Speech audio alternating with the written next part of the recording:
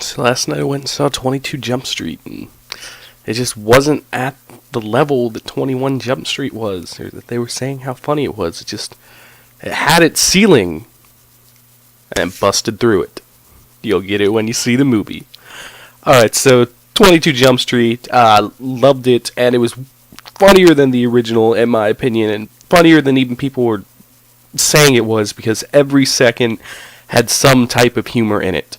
And it touched on a bunch of different types of humor. It had a little bit of gross humor, which I think the first one had more of. Had a bunch of over-the-top humor. It was very sarcastic at times. It was self-reflecting on itself. It mentioned the fact, without saying that it's a sequel. Channing Tatum got a couple digs on his career, kind of like with that White House Down movie that I did. There were some digs at that. There was a bunch of smart, witty dialogue, but then just over-the-top, silly action, slapstick comedy. It had a bit of everything, and every second had something that would make you laugh at a different level for different reasons. So there is comedy for everyone, and I love when a comedy touches on all these different genres. And I feel like the first one did that, but not as much as this one did.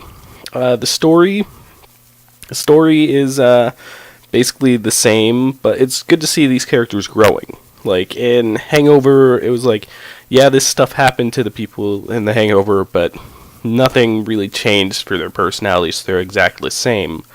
Where in 22 Jump Street, hey, these guys are having their bromance, and it's kind of like going through some bromance struggles now. Before it was just like, yo, bro. Now it's like, bro, man, stop. Yeah, give me some space. They're moving forward like a normal relationship, because it's obviously a bromance, and it's good to see these characters move forward in their lives while still doing the same stuff, and it leaves the opportunity for a bunch of that kind of humor, comparing itself to an actual relationship, and a couple times they're mistaken for actually being in a relationship, which is really funny. And just the cameos that show up. I mean, Ice Cube is great in this. He's not a cameo, he's like a main role, and every scene he's in is really funny, and there's some specific scenes that I don't want to spoil, probably about halfway through the movie, that you definitely need to make sure you see, because those are some of the funniest scenes in the whole movie. Seth Rogen pops up a couple of times. Dave Franco and Rob Riggle have a couple cameos in this that they show up in. So the cameos, all appreciated.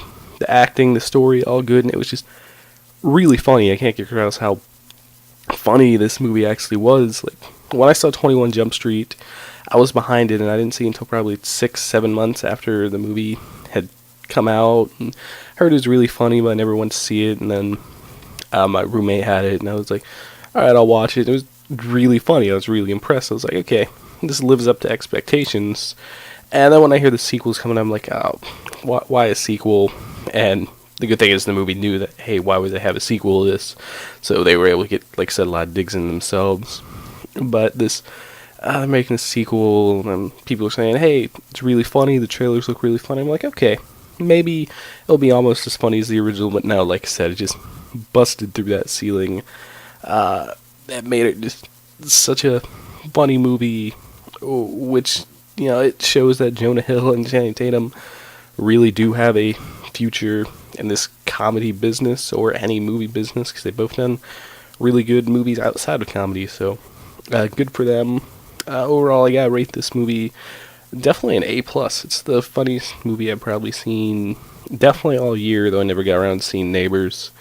And probably, since it was funnier in 21 Jump Street, it's probably the funniest movie I've seen 2-3 years. It's really funny, definitely worth seeing.